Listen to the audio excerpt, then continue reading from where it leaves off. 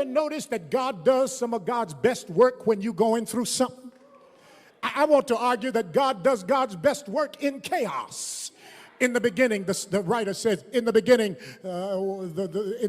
God created the heavens and the earth. And listen to this part, Matt. He said, the earth was void and without form, and darkness was upon the face of the deep. And right then, where everything was in chaos, the Spirit of God, come on, you Pentecost saints, moved on the face of the water. When you get in chaos, that's the time to shout. When your life makes no sense, that's the time to praise. When you're going through with burdens on your shoulders, that's the time to give God glory, because that's the clue God has. I got to go see about my child.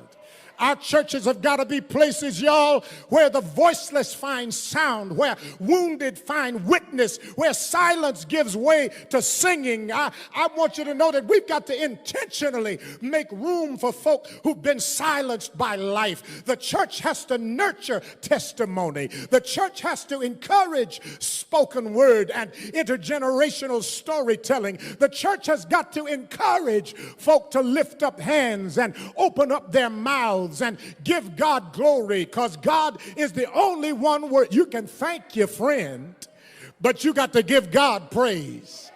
You can thank your loved ones, but you got to give God glory. I wish I could open up somebody's mouth today and you give God what God is worth. Don't y'all know that's the ancient translation? That's the translation of the ancient Old English word for worship. It was worship. It meant figuring out what God is worth and then giving it to him.